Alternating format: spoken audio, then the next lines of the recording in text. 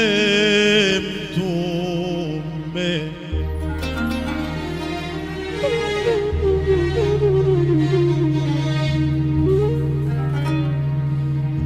kipenzi cha Qur'ani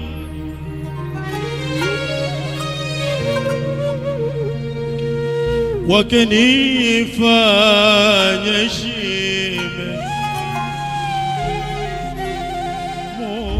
الحمد لله الذي شرف الأنام بصاحبه المقام الأعلى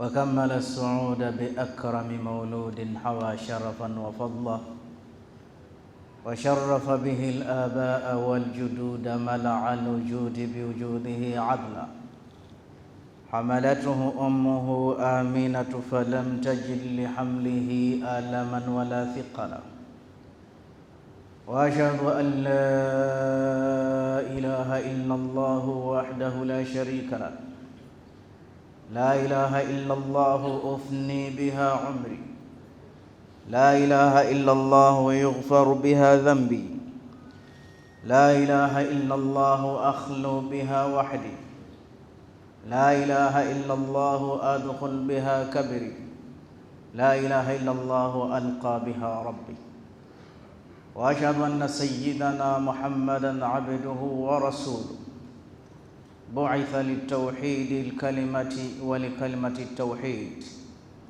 فبلغ الرسالة وأدى الأمانة ونصح الأمة ومحى الظلم وكشف الغم وجاهد في الله حق جهاده حتى أتاه اليقين والله ما خلق الإله ولا برى بشرا يرى كمحمد بين الورى يا سيد العقلاء ويا خير الورى ويا من أتيت إلى الحياة مبشرا وبعثت بالقرآن فينا هاديا وطلعت في الأكوان بدرا نيرا اللهم صل وسلم على سيدنا محمد طب القلوب ودوائها وعافية الأبدان وشفائها ونور الأبصار وضيائها وقوت الأرواح وغذائها صلاة دائما مستمرا إلى يوم نلقاه إلهي زادي قليل ما أراه مبلغي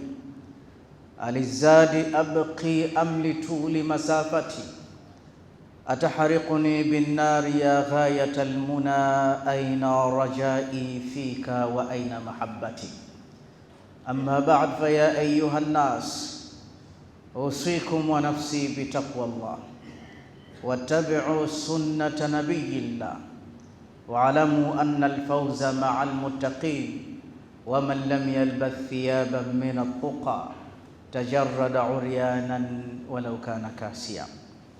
Enyi ndugu Waislamu, Nichukue fursa hii kukuhusieni nami pia kuihusia nafsi yangu kumwogopa Allah na kufuata mwendo na kutekeleza sunna za Mtume Muhammad sallallahu alaihi wasallam. Kwanza kabisa tunamshukuru Mwenyezi Mungu kwa kutupa neema hii ya Uislamu. Pili, tunamshukuru Mwenyezi Mungu kwa kutujalia kuwa wafuasi wa Bwana Mtume Muhammad, kwani ikiwa yule mbwa wa Ashabul Kahf alitajika ndani ya Qur'an, sayakuluna thalathatu rabi'uhum kalbuhum, alipata jina kwa kuwa aliandamana na watu wema. Kwa nini nasi tusipate jina kwa kuwa wafuasi wa Bwana Mtume Muhammad? Na ukizingatia Mtume mwenyewe anatupenda, na kulithibitisha hilo ni kile kipindi alivyosema, inna likulli nabiyyin da'wa li ummatihi, hakika kila mtume amepewa maombi kwa ajili ya watu wake na amewaombea, na mimi pia nimepewa ya kwangu dua, lakini mimi ya kwangu iddakhartuha shafi'atan li ummati yawm al-qiyama, ya kwangu mimi nimeiweka hakiba kwa ajili ya wafuasi wangu siku ya Kiyama. Nabii Muhammadin damat lana al-afrahu wa qulubuna bidhikrihi tartahu idha talawna dhikrihi wa haditha. Maudhui ya khutba ya leo tutaishi na aya moja iliyokuwepo katika suratu Baqara. Ni aya ambayo mujazul mabna walakinaha adhiman maana, ni fupi ile passage ukiisoma, lakini ni baharul la sahila la, ni bahari isiyokuwa na mwisho. Allah anasema baada a'udhu billahi minash shaitani rrajim, wa idha akhadna mithaqa bani israila la ta'buduna illa Allah wa bil walidayni ihsana wa dhil qurba wal yatama wal masakin wa qulu lin nasi husna wa aqimus salata wa atuz zakata thumma tawallaytum illa qalilan minkum wa antum mu'ridun. Kumbukeni tulipowapa amri bani Israili tukawaambia la taabuduna illa Allah, asiabudiwe yeyote isipokuwa Allah, wa bil walidaini ihsan. Baada ya tauhidi, namba 2 ni kuwafanyia wazee wawili ihsan. Mwenyezi Mungu hakuamrisha taa peke yake, ameamrisha ihsan. Mzazi akikuomba kitu ukamtekelezea saa hiyo hiyo, hii inaitwa taa. Na watu wengi maisha yao yamefunguka mno kwa kuwatii wazazi wawili, lakini Mwenyezi Mungu alihitaji zaidi ya taa, ihsan, yani kuwafanyia kitu bila ya kuomba. Ikiwa wewe unamfanyia mzazi wako kitu bila ya kuomba, wewe unafanya ihsan. Inna Allaha ya'murukum bil adli wal ihsan. Mwenyezi Mungu anataka uadilifu na anataka ihsani juu ya kila kitu. Na kwa nini wazee wawili wasifanyiwe ihsani? Na wakati wao ni sehemu ya nafahati, wanaofa ya riziki zetu sisi. Ukiwa na wazazi wawili, watumie vizuri Sheikh, kwa sababu kuna milango miwili ya ziada ya riziki, na kifa mzazi mmoja unatangaziwa. Jishike vizuri, kwa sababu mmoja ya milango yako ya riziki mmoja umefunga. Angalia watu waliopoteza wazazi wao walivyopauka katika maisha yao, wamekuwa na maisha ya dhiki. Kwa hiyo ukiwa na wazazi wawili, watumie wazazi wako, wafanyie ihsani. Kuna wengi wapo hawajai kuita baba wala hawajai kuita mama, wanahangaika tu, na wanawachuoni wasema tunamshangaa yule mtu ambaye maisha yake ya hovyo hovyo, alafu nyuma yake kuna wazazi wawili. Kila inapozungumziwa tauhid, kumwabudu Allah, sehemu ya pili wazazi. Ya reiti Mwenyezi Mungu angehitaji al-wuzara, wasaidizi, mawaziri ardhini, angewafanya wazazi wawili.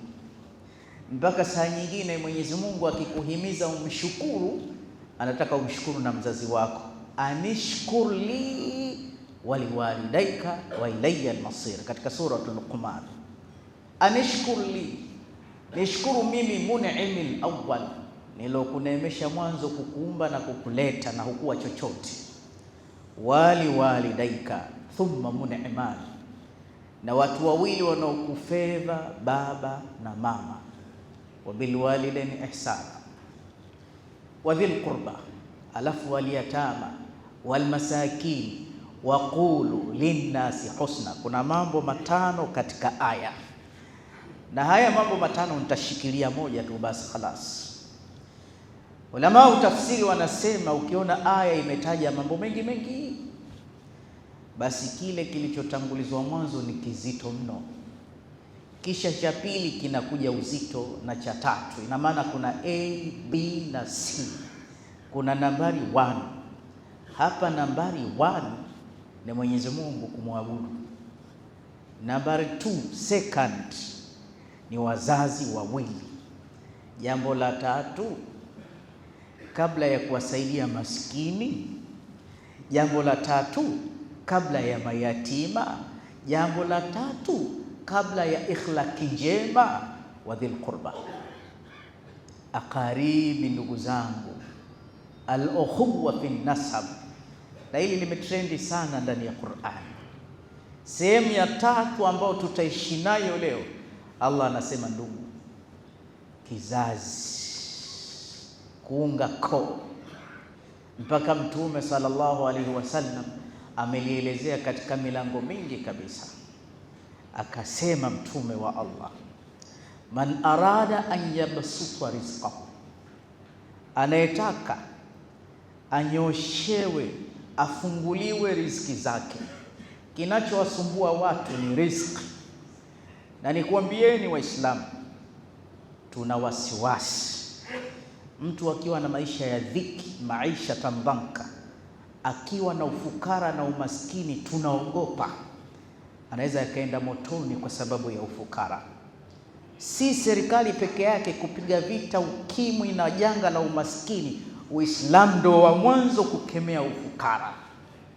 Mtume sallallahu alaihi wasallam, miongoni mwa dua alizokuwa akiziomba mno, Allahumma inni a'udhu bika minal hammi wal hazan wa a'udhu bika minal ajiz wal kasal, mwisho wa a'udhu bika minal faqr wal kufr, na kuomba unikinge na ufukara na ukafiri. Angalia hata maneno yanafanana, faqr kufr, kwa sababu innal faqra yahdi ila al-kufr.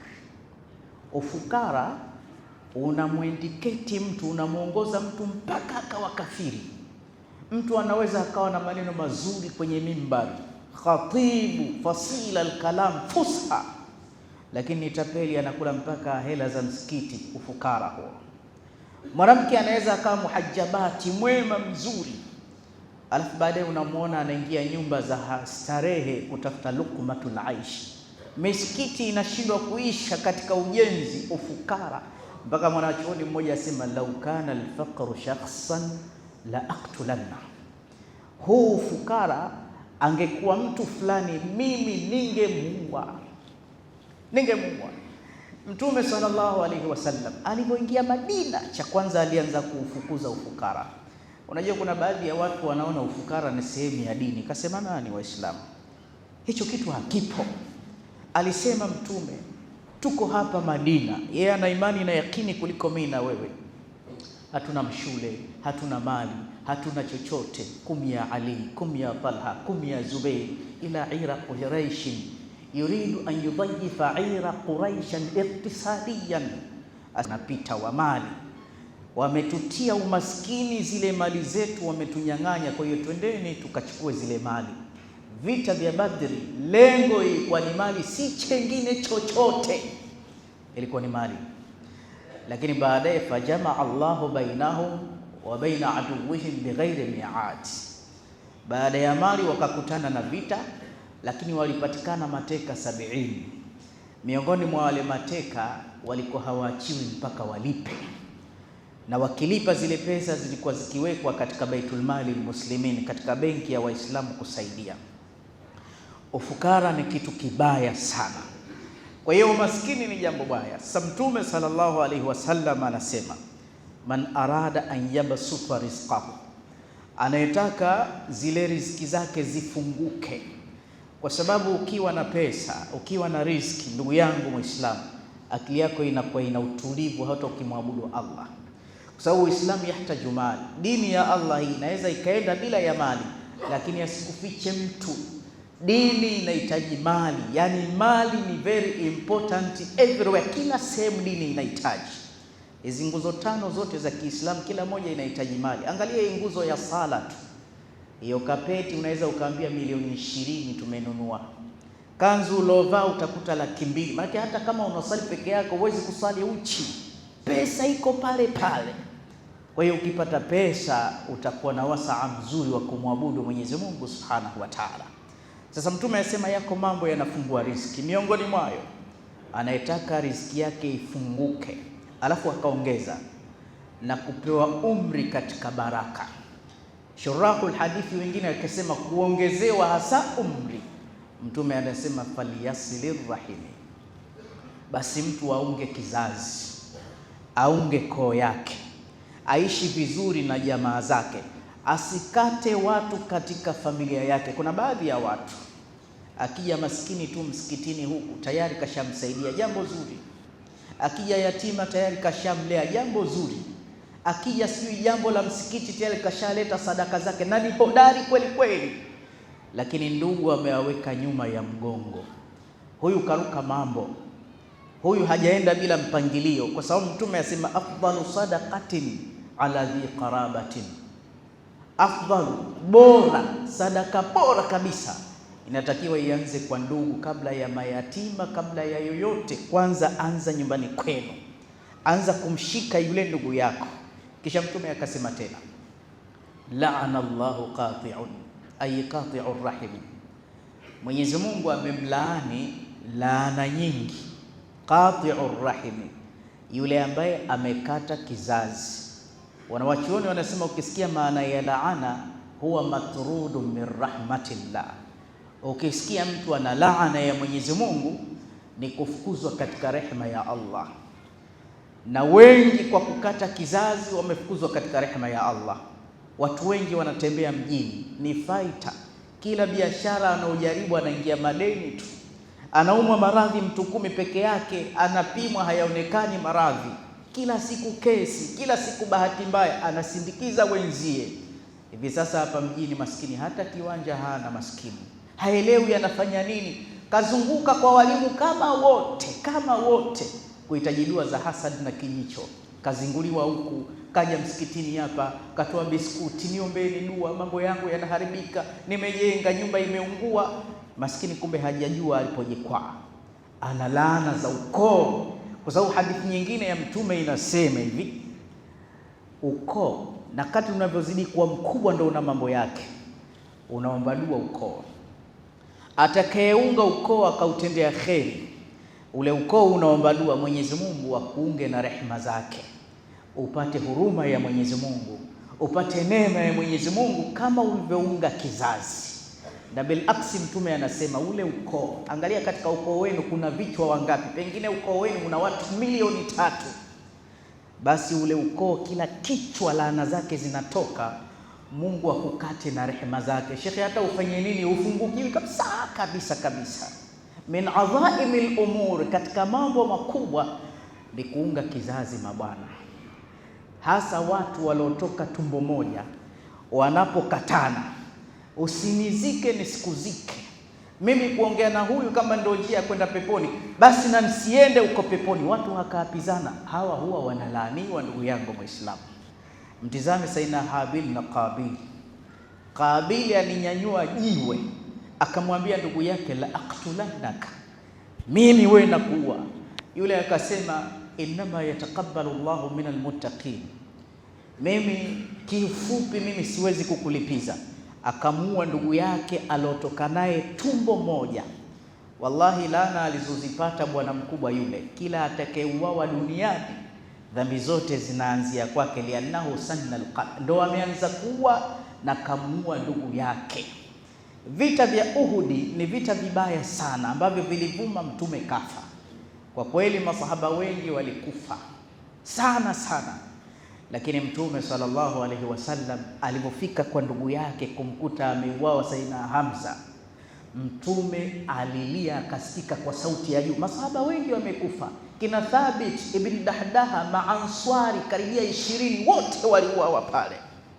Mtume akawa na uchungu, yeye mwenyewe kavunjwa meno, yuko taabani, lakini alipofika tu kumwona ndugu yake wa damu, ami yake Hamza, sauti yake ikasikika, Mtume anamlilia ndugu, na Mtume akatangaza, Wahshi bin Harb ndo kamfanya hivi ndugu yangu, basi natoa agizo, nitafutieni Wahshi popote alipo, hata mkimkuta ameikumbatia Kaaba nileteeni, mimi namtaka Wahshi. Na kikawaida mtu akiikumbatia Kaaba ashasalim amri, ashaomba msamaha, mimi nileteeni, awe hai au amekufa.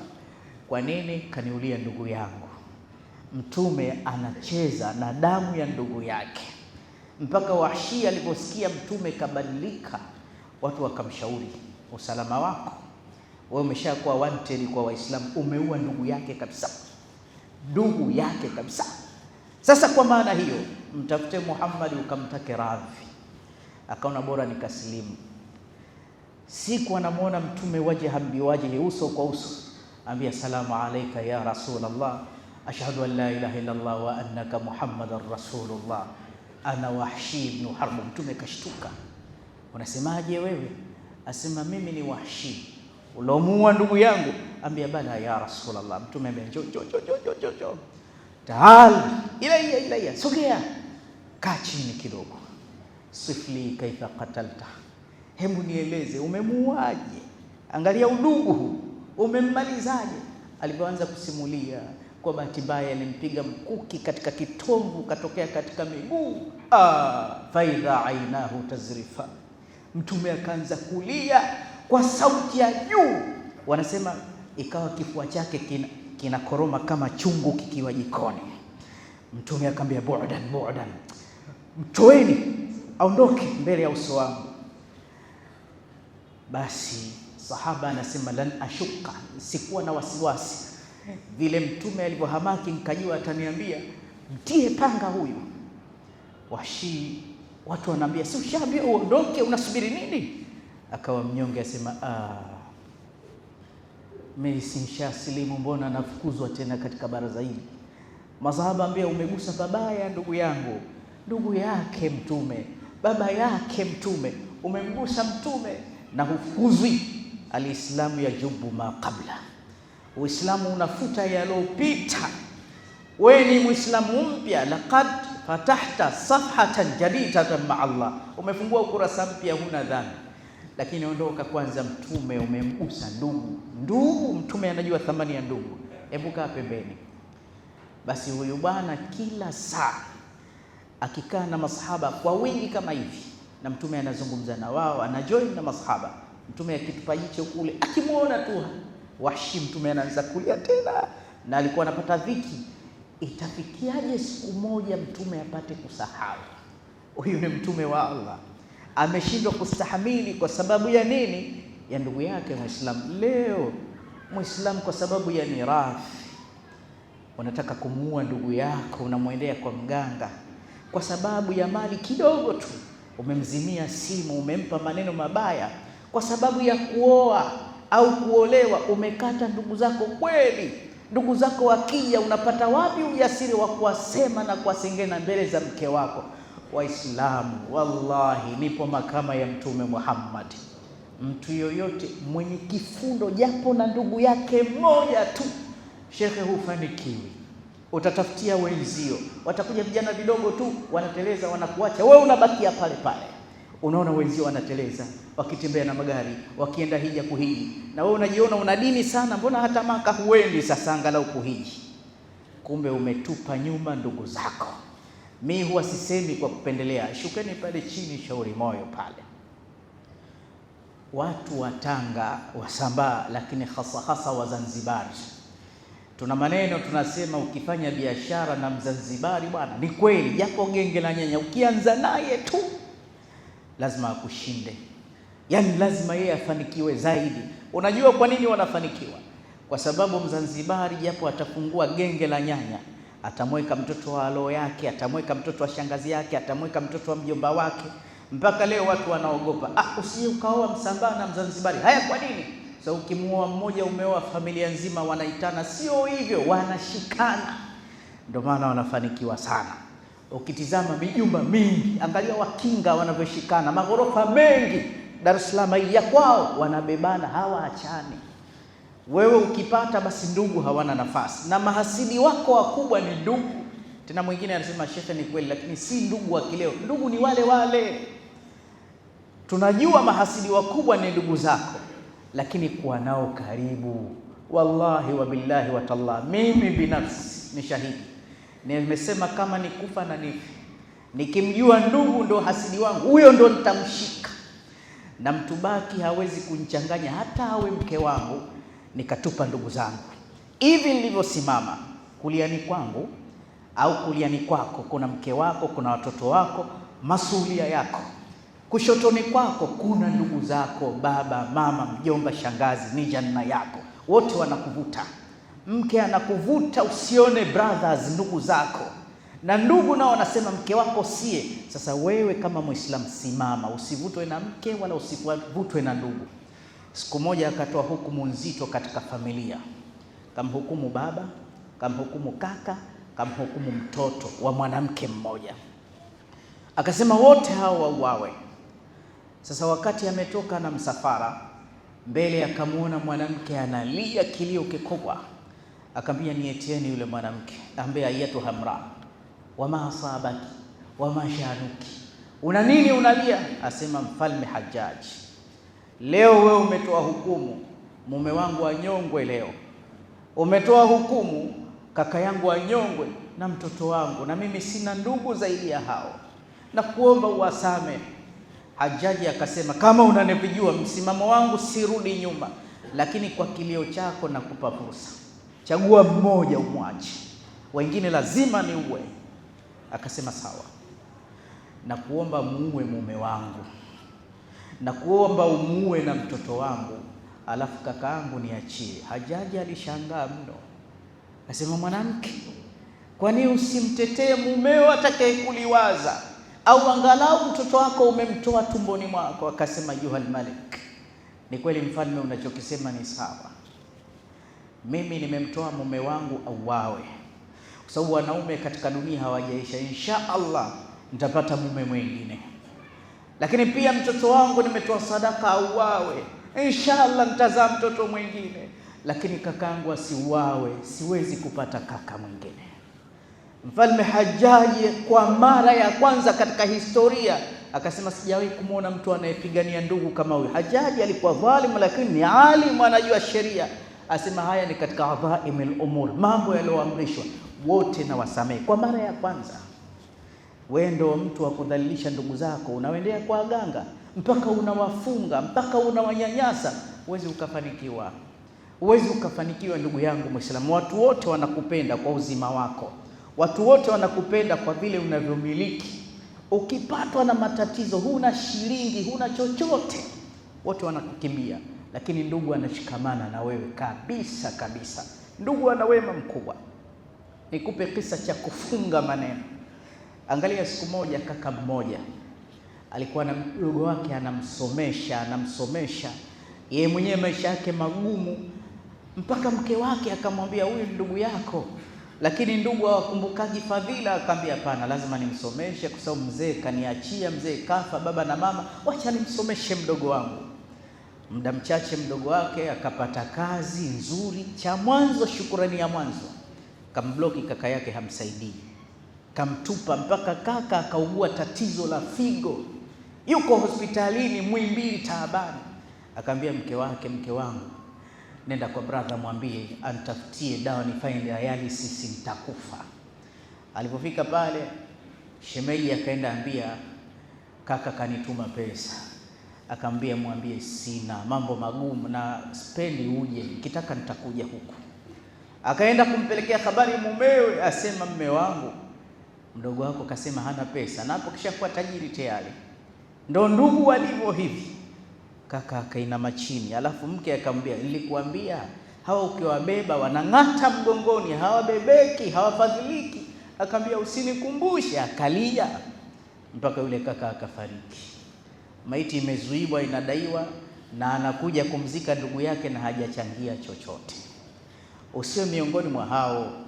Man arada an yabsuta rizqahu, ukitaka ufungukiwe, nyanyua tu hata simu, wajulie basi hali. Nyie ni mahodari, nyie mmeanzisha chama cha kuona wagonjwa hospitalini, jambo zuri.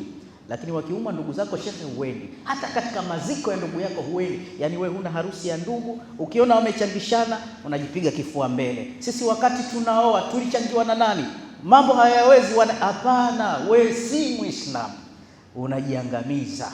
Ndugu yako hata kama mtoto wa jicho, mtafute popote alipo, fanya wema juu yake, omba dua, utaona mambo yanafunguka. Tunamwomba Mungu atusamehe dhambi tulizotendea ndugu zetu.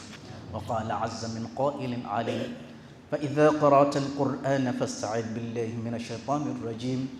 A'udhu billahi minash shaitanir rajim.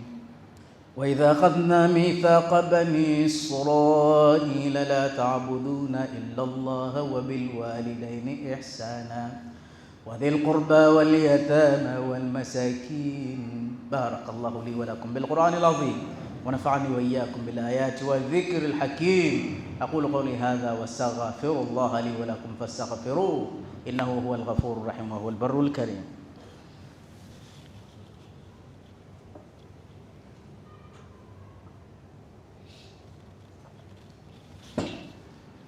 الحمد لله حمدا كثيرا كما أمر، وأشهد أن لا إله إلا الله وحده لا شريك له إرغاما لمن جاد به وكفر، وأشهد أن سيدنا ونبينا مولانا محمد وعلى آله وأصحابه المصابيح الغرر.